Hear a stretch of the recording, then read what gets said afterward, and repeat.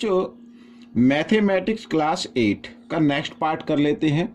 आपकी जो new book है उसके अंदर ये चैप्टर नंबर 7 है, कंपेयरिंग क्वांटिटी। तो आज हम करने जा रहे हैं न्यू बुक के अकॉर्डिंग चैप्टर नंबर 2। और चैप्टर नंबर 2 का फर्स्ट क्वेश्चन तो मैंने अपलोड कर दिया पहले से ही, लेकिन उसके बाद जो क्वेश्चन है सेकंड से लेके 5th तक वो मैं इस पार्ट में करूँगा। और आपसे गुजारिश है, रिक्वेस्ट है कि आप ज़्यादा से ज़्यादा प्रैक्टिस कीजिए ताकि आपकी अच्छी रैंक आ सके। मैं हूं हरी सर और आप सभी बच्चे देख रहे हैं आपका अपना यूट्यूब चैनल चलो कदम बढ़ाए। आइए करना शुरू करते हैं। तो यहाँ पर मैंने बच्चों अभी नेट से चेक किया, गूगल से चेक किया है, तो ये क्वेश्चन नंबर 2 है आपके एक्सरसाइज 7.2 का। ठीक है, तो क्या कहता है क्वेश्चन, देखो यहाँ पर। आइए हम करना शुरू करते हैं। The price of a TV is ₹13,000। The sale tax charge on it is at the rate of 12%। Find the amount the Vinod will have to pay if he buy it. ठीक है, अब इसका मतलब ये है कि टीवी की जो प्राइस है, कॉस्ट प्राइस है शोरूम के अंदर, वो 13,000 है और जिसके ऊपर सेल टैक्स लगेगा 12%। यदि क्या नाम है, विनोद इसको अगर खरीदना चाहता है, परचेज करना चाहता है, तो उसको कितना पे करना पड़ेगा। अब बच्चों देखो यहाँ पर 13,000 है, तो इसमें जो सेल टैक्स है ये 12% इसमें ऐड हो जाएगा, तो वो आपका उसको विनोद को पे करना पड़ेगा। ठीक है, यानी आपके लिए कॉस्ट प्राइस हो जाएगी और शॉपकीपर के लिए वो वही सेलिंग प्राइस हो जाएगी। आइए करना शुरू करते हैं। तो सबसे पहले कॉस्ट प्राइस ऑफ टीवी कितने की है, ₹13,000। ठीक है, यहां पर इस पे सेल टैक्स लगा हुआ है कितना, 12%।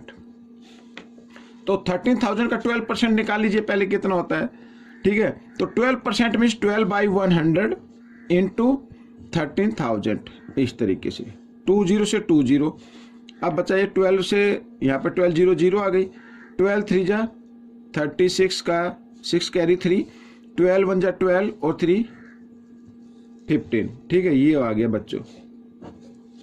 यानी कि अगर 13,000 का कॉस्ट प्राइस है, टीवी की प्राइस है, तो आपको 1,560 रुपीज टैक्स के रूप में उसमें पे करना पड़ेगा। तो जो आपको पे करना है या विनोद को पे करना है, यहाँ पर मैं लिख देता हूँ, विनोद विल हैव टू पे। ठीक है, ये तो ये जो टैक्स है ना ये ऐड हो जाएगा। तो 13,000 तो देने ही देने हैं भाई, और ये भी टैक्स की उसको देने पड़ेंगे। तो टोटल प्राइस आ जाएगी 0 6 और यहाँ पे 5 3 और 1 4, ये आ जाएगा बच्चों 14,550 रुपीज, ये उसको पे करना पड़ेगा। ठीक है, हो गया क्वेश्चन, बहुत ही इजी था।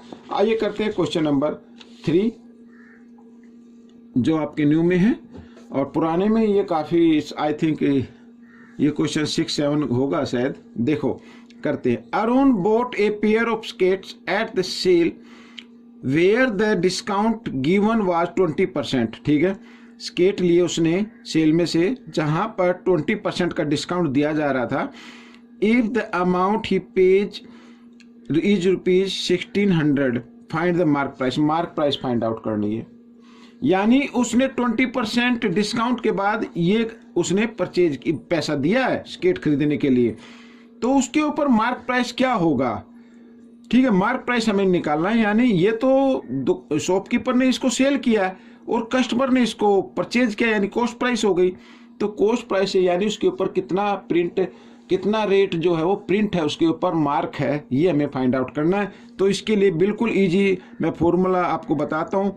मार्क प्राइस आपको फाइंड आउट करना है तो ऊपर आएगा बच्चों, यहाँ पर जो आपने परचेज किया है, या शॉपकीपर के लिए मैं बताता हूँ, शॉपकीपर ने इसको सेल किया है ना, तो सेलिंग प्राइस इंटू 100, और ये जो डिस्काउंट है ये माइनस होता है बच्चों, 100 माइनस डिस्काउंट, यहाँ पर मैं लिख देता हूँ इस तरीके से। ठीक है, ये फॉर्मूला आपको याद रखना है शॉपकीपर के लिए, ये सेलिंग प्राइस। ठीक है, अब बच्चों देखो मार्क प्राइस आपको निकालनी है तो बिल्कुल इजी तरीके से निकल जाएगी। सेलिंग प्राइस क्या है बच्चों, 1600 है, यहाँ पर लिख दे, इंटू 100 लिख देते हैं, और 100 यहाँ पर माइनस डिस्काउंट यानी 20।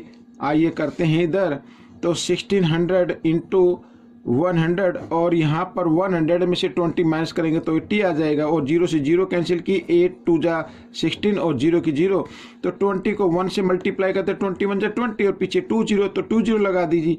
तो ये मार्क प्राइस आ गई बच्चों, 2000 उसकी मार्क प्राइस थी। तो इस तरीके से आपको ये फॉर्मूला याद रखना है और क्वेश्चन को सोल्व कर देना है, कोई दिक्कत नहीं है। ठीक है, आइए करेंगे नेक्स्ट क्वेश्चन। क्वेश्चन नंबर, यहाँ पर मैं क्वेश्चन नंबर 4 लेके आया, ये रहा। ठीक है, जो आपके न्यू मैथ के अंदर है, मेरे पास नहीं है न्यू मैथ, पुराना है, मैं तो उसी में से करा रहा हूँ। तो देखो, I purchase a hair dryer. ठीक है, मैंने एक परचेज हेयर ड्रायर जो बाल सुखाने का होता है उसके लिए, ठीक है, कलर वगैरह लगाते हैं ना, तो उसमें ड्रायर करते हैं या किसी को बालों का स्टाइल बनाना पड़ता है, हेयर ड्रायर का यूज करते हैं। अच्छा, ₹4,5400 इंक्लूडिंग 8% वैट, इसके अंदर 8% वैट इंक्लूडिंग है। तो find the price before VAT was added.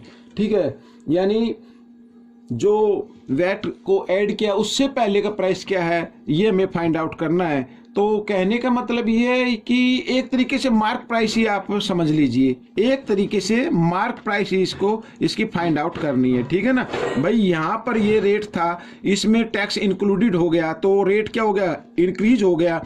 तो इससे पहले जो उसका मार्क प्राइस था मीन्स, ठीक है ना, वो कितना होगा भाई, जो रेट है ना उसका, यानी कि आप उसकी कॉस्ट प्राइस लिख लीजिए यहाँ पर, या अगर शॉपकीपर के लिए निकाले तो शॉपकीपर के लिए सही रहेगा। तो शॉपकीपर के लिए क्या हो गई, सेलिंग प्राइस हो गई, ये क्या हो गई, सेलिंग प्राइस हो गई शॉपकीपर के लिए। ठीक है ना, यहाँ पर तो हमें बताना है, ये रुपीज हो गई।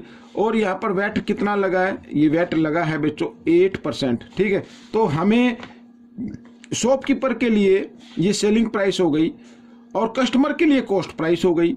ठीक है, इसमें 8% क्या है, टैक्स इंक्लूडेड है। तो हमें प्राइस फाइंड आउट करना है बिफोर एड, यानी या तो आप उसको कॉस्ट प्राइस फाइंड आउट करते हैं शॉपकीपर के लिए, या फिर आप सीधा लिख सकते हैं यहां पर प्राइस बिफोर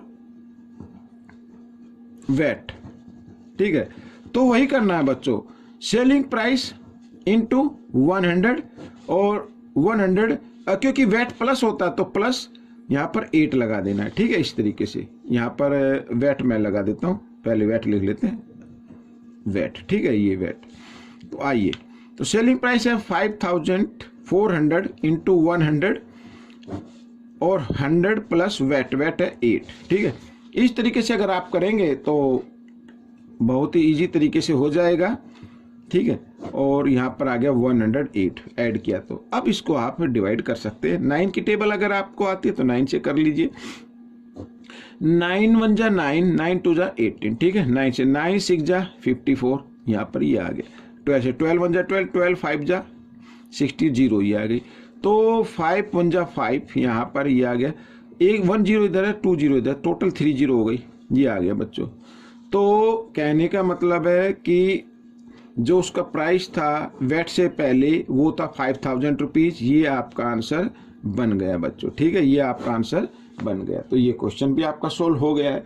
अब हम करेंगे क्वेश्चन नंबर 5, लास्ट क्वेश्चन है, ये देखिए आपके सामने। ठीक है, बिल्कुल ऐसे ही क्वेश्चन है ये भी, जैसा अभी मैंने कराया है बिल्कुल सेम है। आइए करना शुरू करते हैं।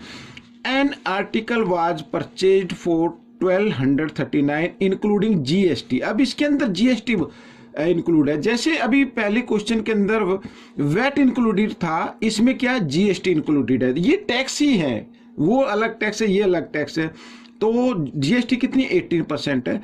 Find the price of the article before GST, GST से पहले क्या उसका प्राइस था, ये हमें फाइंड आउट करना है। मीन्स अगर हम देखें तो शॉपकीपर के लिए ये सेलिंग प्राइस है, शॉपकीपर के लिए क्या सेलिंग प्राइस है। तो हमें जैसे उसमें हमने बिफोर का वो वैट से पहले का जो प्राइस था वो हमें फाइंड आउट किया था, ठीक इसी प्रकार इसमें भी जीएसटी से पहले क्या प्राइस था वो हमें फाइंड आउट करना है। ठीक है ना, तो मैं यहां पर लिख देता हूं जो हमें फाइंड आउट करना है, द प्राइस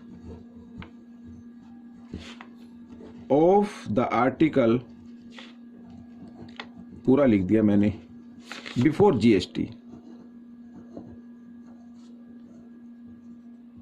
ठीक है, तो क्या होगा, वही होगा सेलिंग प्राइस इनटू 100, और क्योंकि टैक्स ऐड होता है तो इसमें ऐड कर देना जीएसटी। ठीक है, इस तरीके से। तो आइए, तो सेलिंग प्राइस क्या है 1239 इंटू 100 और 100 प्लस 18 इस तरीके से, ठीक है। तो 1239 इंटू 100 यहाँ पर ये, और 118 इस तरीके से हो गया। अब हम क्या करेंगे, अब हम इसको देखते हैं, डिवाइड करते हैं इसको, किस नंबर से होगा, 2 से पहले कर लेते हैं। तो 2 5 जा 10 और यहाँ पर, ठीक है, 2 9 जा 18 ये हो गया, और ये 2 5 जा 10 और ये आ गया, ठीक है, 2 से किया। अब इसको देखते हैं ये किससे होगा। तो आई थिंक इसको 59 से हम इसको करते हैं डिवाइड, अगर होता है तो इधर डिवाइड कर लेते हैं, ठीक है। 59 2 जा पे चलेगा, 2 जा पे हम इसको कर लेते हैं, 2 9 जा 18, ठीक है, कैरी 1, 2 5 जा 10 और 1 11 इस तरीके से, ठीक है। यहाँ से बोरो लिया, 13 में से 8 माइनस करेंगे 5 और 9 यूँ कहीं हो, तो 59 1 जा 59, ठीक है, इस तरीके से आ गया। तो 21 पे ये कैंसिल हो गया है, ये हो गया। तो 21 इंटू 50 इस तरीके से, ठीक है। अब ये आपका आंसर आ गया। तो 0 यूँ क्यों, 21 को 5 से करें तो 105 आ जाता है बच्चों। ये आपका क्या आ गया, आर्टिकल की प्राइस आ गई है जीएसटी से पहले की। तो यही आपका आंसर बन गया, ठीक है। तो इस तरीके से आपको क्वेश्चन करना है। क्या दिक्कत है, कोई दिक्कत नहीं है, ज़्यादा से ज़्यादा प्रैक्टिस कीजिए, अच्छी रैंक लेके आइए, अच्छे मार्क्स लेके आइए। मिलेंगे नेक्स्ट पार्ट में, टिल देन थैंक यू।